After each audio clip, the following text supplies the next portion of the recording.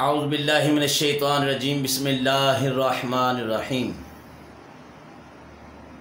قل ان کنتم تحبون اللہ فاتبعونی یحببکم اللہ صدق اللہ مولانا العظیم وبلغنا رسولہ النبی الکریم الامین۔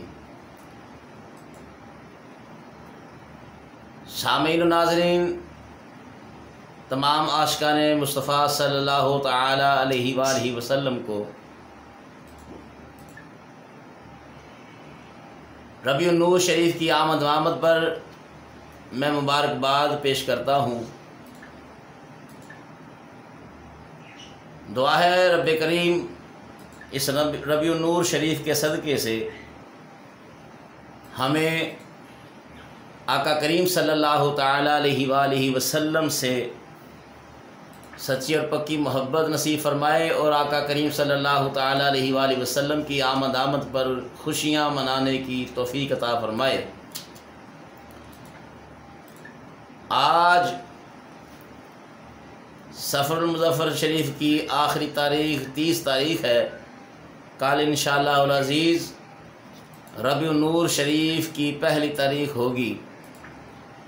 یہ مہینہ وہ مہینہ ہے جس مہینے میں حبیب کبریا، شافع روز جزا، احمد مجتبیٰ، جناب محمد مصطفیٰ صلی اللہ تعالی علیہ وآلہ وسلم اس دنیا میں جلوہ گر ہوئے۔ وہ ہستی بالا وقار جن کی خاطر رب کائنات نے اپنا رب ہونا ظاہر کیا، اس مخلوق کو تخلیق جس کے صدقے سے کیا، ان کی آمد کا مہینہ شروع ہونے والا ہے۔ عجیب سی کیفیت ہے کہ یہ وہ مہینہ شروع ہو چکا ہے یا ہونے والا ہے جس مہینے میں رب کائنات نے اپنے حبیب کریم علیہ الصلاۃ والسلام کو اس دنیا میں جلوہ گر فرمایا۔ حضرت ابراہیم خلیل اللہ علیہ الصلاۃ والسلام۔ تو دوستان محترم، آج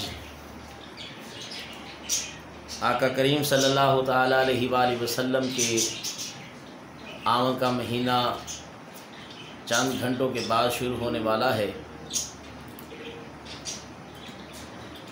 فرمایا اللہ تعالیٰ نے جب حضرت آدم علیہ الصلاۃ والسلام کو پیدا کیا تو انہیں الہام کیا گیا۔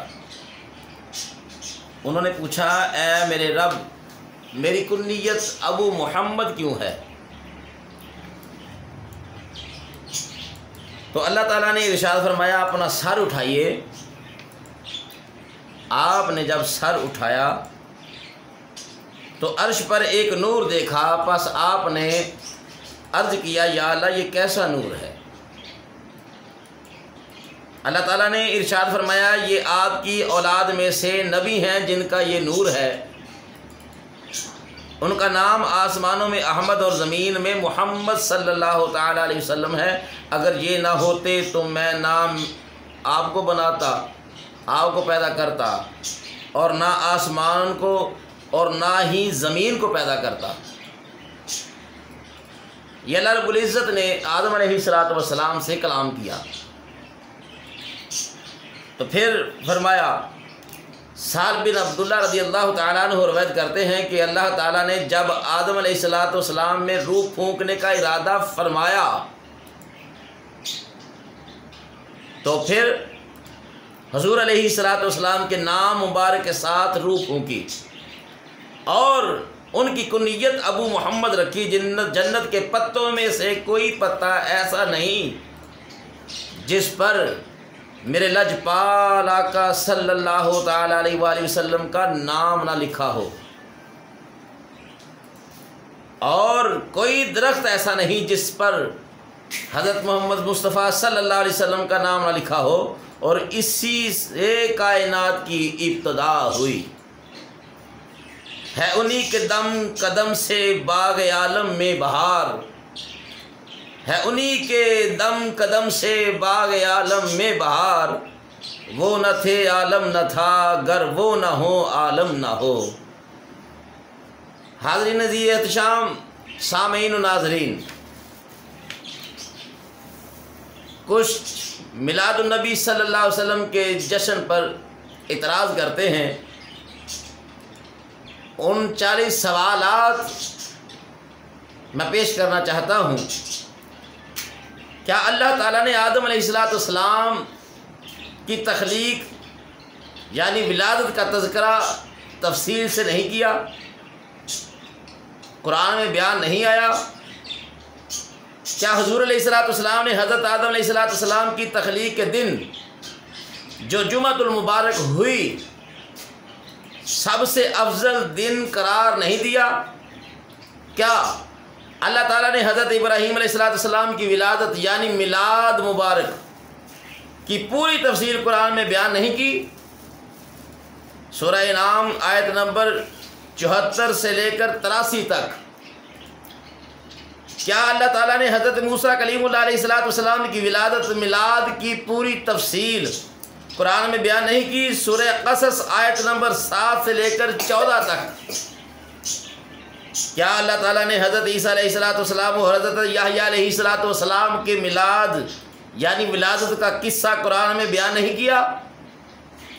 سورہ مریم آیت نمبر 1 سے لے کر 15 تک، سورہ آل عمران آیت نمبر 28 سے لے کر 50 تک۔ کیا اللہ تعالیٰ نے حضرت مریم رضی اللہ تعالیٰ عنہا کی ولادت یعنی میلاد کا تذکرہ بیان نہیں کیا؟ سورہ آل عمران آیت نمبر 34 سے لے کر 37 تک۔ کیا اللہ تعالیٰ نے اپنے محبوب کی آمد یعنی ولادت پاک کا تذکرہ تمام انبیاء علیہم السلام کی روحوں کو جمع کر کے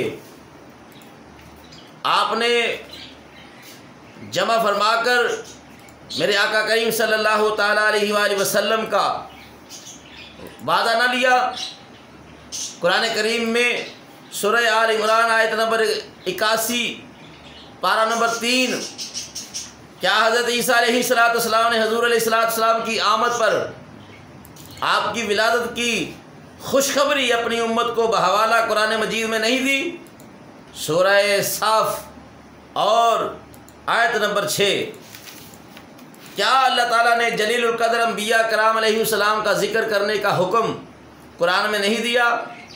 وَاذْكُرْ فِي الْكِتَابِ إِبْرَاهِيمَ وَاذْكُرْ فِي الْكِتَابِ إِسْمَاعِيلَ وَاذْكُرْ فِي الْكِتَابِ مُوسَىٰ وَاذْكُرْ فِي الْكِتَابِ إِدْرِيسَ وَاذْكُرْ فِي الْكِتَابِ الیاس، یہ سارے نبی وَاذْكُرْ فِي الْكِتَابِ مریم، کیا اللہ نے ان کا ذکر کرنے کا حکم نہیں دیا؟ نص قطعی سے یہ ثابت ہے کہ اللہ نے حکم دیا کہ میرے ان نبیوں کا ذکر کرو، میری ولیہ کا ذکر کرو۔ کیا ان کی ولادت کے بارے میں یا ان کے ذکر کے بارے میں بات نہیں ہوئی قرآن میں؟ میں یہ عرض کرنا چاہتا ہوں۔ تو پھر حضور علیہ السلام کے میلاد کا تذکرے پر اعتراض کیوں؟ سوال یہ ہے میرا، احادیث صحیحہ اور سیرت کی